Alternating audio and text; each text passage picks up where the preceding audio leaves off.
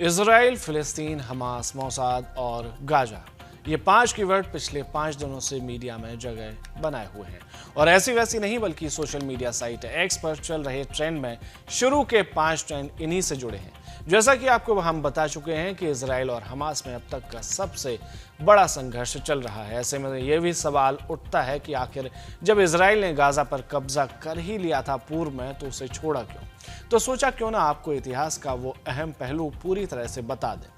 बात 1967 के युद्ध की है। 10 जून 1967 को इजराइल का इजिप्ट, जॉर्डन और सीरिया से युद्ध खत्म हुआ था।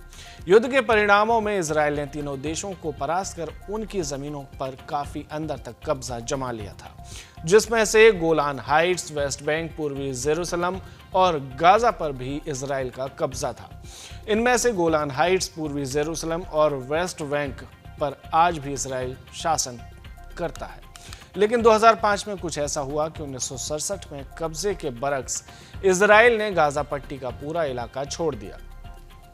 दरअसल 1978 में इजराइल और इजिप्ट के बीच कैंप डेविड समझौता हुआ। इसमें इजराइल को गाजा पट्टी छोड़ने के लिए कहा गया, लेकिन इजरायली सरकार ने इसे मानने से मना कर दिया। फिर 13 सितंबर 1993 में ओस्लो समझौता हुआ, जिसमें इजराइल और पीएलओ के बीच बातचीत हुई। पीएलओ, जो कि फिलिस्तीनी सरकार का गुट था, उसने इजराइल को मान्यता देने पर हामी भर दी। उसके बाद 13 सितंबर 1993 में अमेरिका के व्हाइट हाउस स्थित दफ्तर में दोनों इलाकों के प्रमुखों के बीच समझौते पर दस्तखत किए गए और दोनों देशों में रिश्ते ठीक ठाक होने लगे। लेकिन इजराइल अभी भी गाजा पट्टी पर अपना कब्जा जमाए हुए था। इसके बाद 1999 में इजराइल में एहूद बाराक की सरकार आई।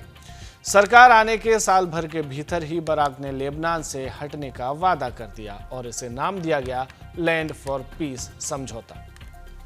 जैसा कि नाम से समझ में आ रहा है, शांति के लिए जमीन।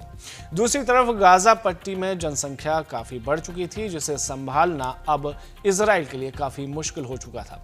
फिर साल आता है 2004। एरियल शेरोन इजराइल के नए प्रधानमंत्री बनते हैं और 2004 में ही वे ऐलान कर देते हैं कि इजराइल गाजा पट्टी से अपना कब्जा छोड़ देगा। इसके पीछे उन्होंने सुरक्षा, अर्थव्यवस्था और यहूदी लोगों के बेहतर भविष्य का कारण बताया। तब यहाँ 99.4% लोग फिलिस्तीनी और 0.6% लोग यहूदी थे, जबकि कुल आबादी 13,24,991 थी।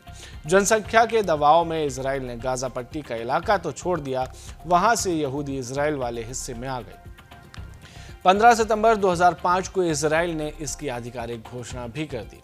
कुछ लोगों ने एरियल शेरोन के इस फैसले को भविष्य के लिए काला फैसला बताया और हुआ भी कुछ ऐसा ही। इजराइल के जाते ही वहां हमास पनपने लगा और उसके बाद क्या क्या हो चुका है हम आपको सब बता चुके हैं।